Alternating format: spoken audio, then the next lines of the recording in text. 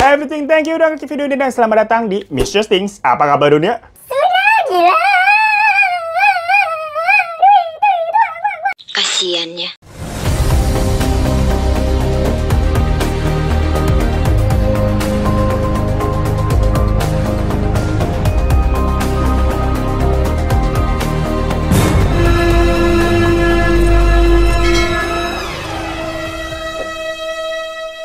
Hai para calon sultan, ya aminin aja udah dulu. Minimal kita nih masih bisa lah jadi sultan kuota. Bisa kan kalian juga mantengin YouTube-nya seharian? Berasa kuota nggak bakal habis apa gimana? Ih, curiga pada nyolong wifi tetangga nih. Tapi nggak apa-apa. Yang penting kalian jangan skip-skip iklan ya. Nah, dari kemarin kita kan udah ngebahas tuh kelakuan orang-orang yang pencitraan di sosial media berasa jadi sultan. Nah, tapi di video kali ini itu ada orang yang beneran tajir, gengs. Bukan pura-pura tajir nih kali ini nih. Atau ternyata misalkan uang atau semua barang-barang yang dipamerin itu punya bosnya. Bukan juga ini tentang pesugihan ya. Dikira kayak teman cerita kemarin kali, takut. Nah, soalnya orang yang satu ini beneran kaya tadi gue bilang. Kayaknya kaya bangetan malah. Tapi ternyata hasil kekayaannya itu didapatnya dari tipu-tipu. Semacam tipu-tipu mama minta pulsa. Nah, pasti kalian sering kan dapat SMS kayak begituan tuh? Nah loh, seru banget deh gengs. Buat membuka kajian gibah kita nih minggu ini. Nah, orang yang kita maksud di sini itu namanya Hush Puppy. Berasa kayak nama brand sepatu ya, tapi ini beda. Jadi pria kelahiran 11 Oktober 1982 ini merupakan seorang influencer centang biru asal Lagos, Nigeria yang aktif main Instagram dan juga Snapchat. Ya gimana nggak centang biru coba? Followersnya aja itu sampai 2,6 juta. Dan berdasarkan data yang dia bagikan di Instagram, dia itu mengakunya bekerja sebagai seorang real estate dari developer yang rumah-rumah mewah. Makanya foto-fotonya selalu wah yang begitu-gitu. Pokoknya template definisi orang kaya raya yang biasa flexing di Instagram. Gimana sih? Rumahnya megah, mobilnya juga sport car mewah, jam tangannya miliaran. Kalau kemana-mana gitu juga naiknya jet pribadi. Kagak kayak kita yang tiap pagi desek-desekan kayak zombie tuh di kereta. Pokoknya nih saking tajirnya, dia bahkan terkenal dengan panggilan miliarder Gucci Master. Sampai kalau selimutan aja juga bahannya branded tuh LV. Harganya berapa tuh, puluhan juta kali ya. Nah, lagi-lagi nih kita yang kalau tidur tuh spring bednya spraynya tuh masih motif klub sepak bola atau gambar Frozen gitu, nyimak aja ya. Kagak relate soalnya emang rakyat jelata modelan kayak kita nih yang misalkan menjadi followersnya itu dia sebut bukan dengan sebutan kayak hai gengs, hai teman-teman, atau hai sahabat, nggak kayak begitu. Melainkan dia manggil kayak hai peasant yang artinya orang desa. Jadi followersnya aja dipanggilnya orang desa. Lah udah beda kasta, saking tajirnya ini orang, geng. Nah, tapi emang sebenarnya siapa sih si Mas Hush Puppy ini? Nah, nama aslinya itu ternyata ada Ramon Olorunwa Abbas. Dirinya adalah orang berkeluarga negara Nigeria dan awalnya berasal dari keluarga yang kurang mampu padahal. Jadi ini basicnya rakyat jelata juga sama kayak kita. Bapaknya itu merupakan supir taksi dan ibunya itu merupakan seorang penjual roti di pasar dekat rumahnya tuh di Nigeria sana. Dan waktu itu pekerjaan utama Ramon adalah tukang cuci mobil. Sambil terkadang ya dia bantu-bantu ibunya jualan di pasar. Nah, suatu hari nih sekitar tahun 2011, Ramon ini cerita diajakin tuh sama temennya untuk menjadi Yahoo Boys. Tapi ini bukan nama boy band ya, atau macam pemilihan nama model aneka yas, kagak begitu. Yol, jadul banget aneka yas, ketahuan umur gue tua. Nah, jadi maksud dari Yahoo Boys ini di sini itu semacam sindikat penipuan yang kalau kalian pernah merasakan tuh mungkin kedapatan SMS mama minta pulsa. Nah, kalau di sana sampai disebutnya tuh Yahoo Boys karena di Nigeria itu maraknya itu penipuannya dilakukan melalui email. Yang lagi-lagi kalau di sana platform email gratis yang paling terkenal waktu itu adalah Yahoo. Makanya dinamakannya Yahoo Boys. Kalau di sini mungkin orang-orang lebih kebanyakan pakainya Gmail kali ya. Tapi tahun 2011 mas, setahu gue Yahoo emang sempat ngetren. Pokoknya di modusnya di awal, mereka akan secara random tuh ngirim email blast ke orang-orang di Eropa dan Amerika dari database sama mereka memang punya. Terus nanti nih mereka ngakunya ceritanya tuh sebagai kayak semacam tentara Amerika yang terdampar di Afrika. Pokoknya ini template ya. Terus butuh dana deh buat balik. Nanti nih janjinya kalau mereka udah sampai ke Amerika, mereka akan balikin duit korban yang telah dikirim. Tapi ya kalau begitu ditransfer pastinya akan ghosting alias itu duit bakal hilang. Nah, buat kalian mungkin ada yang bertanya-tanya nih, emang ada apa orang yang percaya kalau dapat email random gitu tahu-tahu mana dari stranger pula? Ya ternyata ada-ada aja, gengs. Dan banyak malahan. Ibarat kata 11-12 ini kayak mama minta pulsa kan. Ada aja tuh yang transferin pulsa beneran. Tapi dalam hal ini memang kebanyakan korbannya itu adalah mereka-mereka yang merasa kesepian dan emang gampang dimainin psikisnya dengan iming-iming atau gambaran kalau si pelaku nih itu merupakan orang yang tampan, mapan, dan akan menemui mereka di waktu yang tepat. Jadi biasanya korban-korban obrolan ini jadi semacam kasmaran yang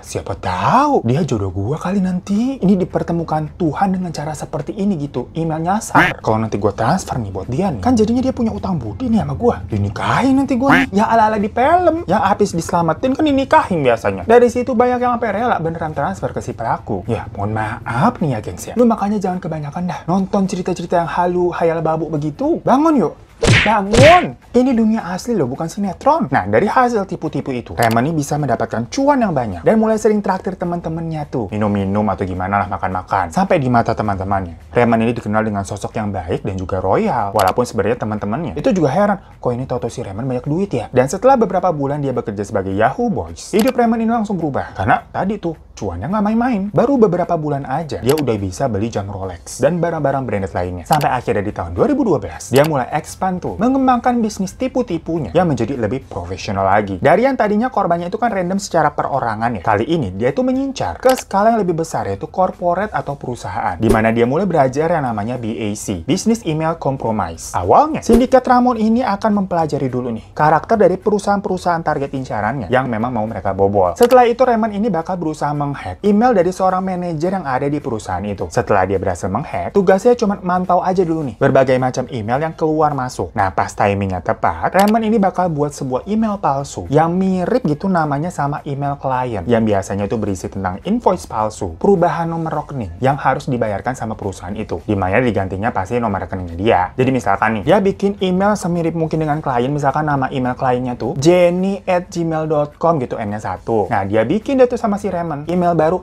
jenny@gmail.com, N-nya 2 begitu. Nah, buat orang-orang yang nggak teliti, kan sepintas kayak kelihatannya mirip ya. Jadi ini kalian harus hati-hati nih buat pelajaran, lebih teliti lagi. Apalagi kalau urusan transferan. Pokoknya kalau email mah serem. Tapi ya sebenarnya kalau email kan emang bisa dipalsu-palsuin begitu ya. Tapi kalau udah nama tujuan rekeningnya beda dan mencurigakan, misalkan bukan nama PT atau pribadi orang yang bersangkutan, harusnya sih dicurigai ya. Cuma ya namanya ini kan udah sindikat, mungkin udah canggih kali. Nah, karena itu memang banyak perusahaannya jadi kecelek atau masuk ke dalam perangkapnya si Raymond. Ya udah deh tuh, ditransfer pembayaran proyekan mereka kepada rekening baru klien yang katanya tadi diinfokan berubah kan di email. By the way, gue jadi inget deh, kadang kita juga sering dapat SMS begitu kan, kayak nggak ada angin nggak ada hujan, tuh dapat SMS, Pak ini tadi saya yang ngelihat mobil atau ngelihat rumah, transfernya ke sini jadinya ya. Kayak siapa lu tahu transfer begini, orang gue tadi cuma tidur goler-goleran. Nah 11-12 nih kayaknya kayak begini nih. Dan dari usahanya itu, di tahun 2014 dia akhirnya pindah dan tinggal di Malaysia supaya bisa dapetin korban-korban lainnya dari negara lain. Dia juga udah sampai punya tim yang banyak dalam menjalankan aksinya itu. Tapi ya juga alasan dia sampai pindah ke Malaysia karena sebenarnya dia udah dicari-cari nih sama Interpol dan FBI di negaranya sendiri. Jadi sekalian kabur lah. Pokoknya berdasarkan laporan polisi, Raymond ini telah berhasil mendapatkan uang sekitar 138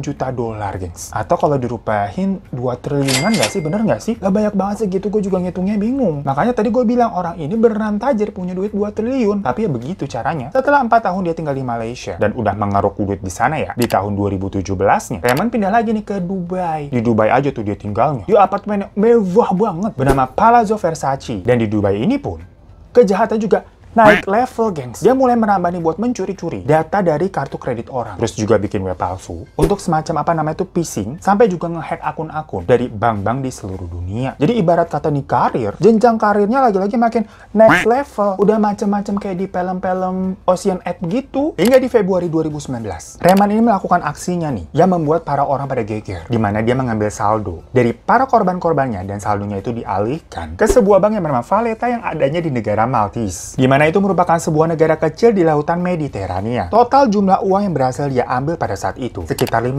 juta dolar atau berarti 214 miliaran.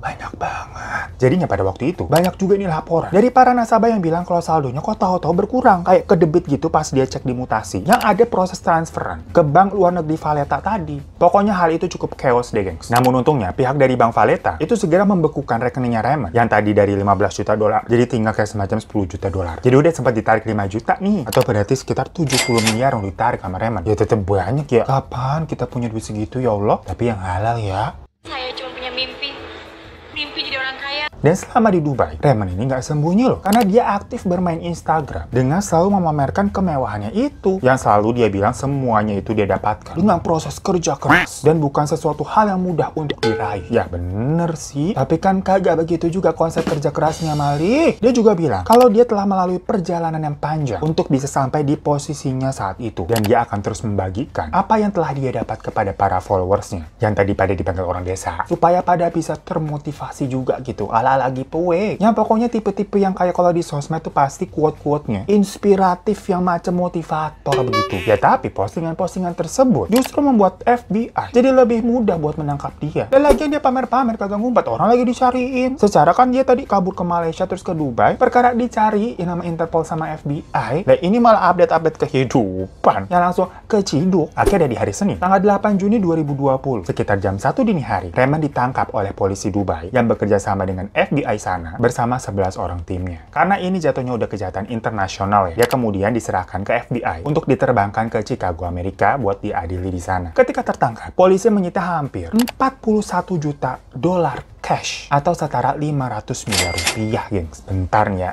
Coba mari kita bayangkan duit 500 miliar tuh bagaimana coba. Ini bukan cuman angka di rekening saldo ya, uang cash begitu. Mau bayangin juga jujur kagak bisa kebayang gua. Kira-kira itu berapa gepok sama berapa harus dimasukin ke koper tuh, berapa biji, berapa banyak koper ya. 500 miliar tuh bagaimana bentukannya?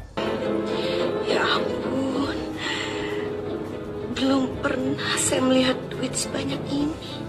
Selain itu ada juga 13 mobil mewah yang kalau dijumlahin nih harga mobilnya itu setara 90 miliar, geng. Ada juga 47 handphone, 21 komputer, dan beberapa hard disk yang berisi data 2 juta korban, geng. Jadi ada 2 juta nama. Nah buset nggak tuh? Bener-bener mafia mah itu jatuhnya ya. Dokumen pengadilan juga menyebut kalau Raymond ini diduga menjadi pemimpin jaringan penjahat cyber internasional. Dan setelah dipenjara sejak Juni 2020, sidang Raymond ini akan digelar di tanggal 20 April 2021. Jadi cukup alot ya. Di situ akhirnya Raymond mengaku bersalah dan akhirnya didakwa hukuman 20 tahun penjara. Ya tapi di sini yang terlibat banyak ya, gengs. Karena ini merupakan semacam sindikat dan kejahatan internasional, jadi orang-orangnya juga tersebar di beberapa negara. Tapi uniknya, meskipun udah mengaku bersalah nih, pengikut Raymond di Instagram justru malah bertambah makin banyak, di mana orang-orang justru menganggap Raymond itu sebagai panutan. Nah, ini menjadi semacam fenomena baru juga memang ya. Gimana enggak? Banyak nih orang tua yang di Nigeria itu mengarahkan nih anak-anak mereka buat menjadi Yahoo Boys juga. Kayak tuh lihat tuh Raymond tuh, apa kabar dunia? Jadinya kayak dibanding-bandingin. Ya tapi sebenarnya semua hal itu dikarenakan karena Nigeria nih termasuk negara yang bisa dibilang rasio penduduknya itu banyak banget yang miskin ya. Jadi ya jangankan disuruh nipu orang untuk membunuh orang aja, atau misalkan ngejamret tas, ngerampok uang gitu ya, itu bisa-bisa ya dijambanin aja. Karena tadi tingkat kriminalitasnya memang tinggi. Apalagi pas tahu nih jumlah uang yang bisa didapatkan sama Raymond ini itu seberapa banyak. Ya langsung pada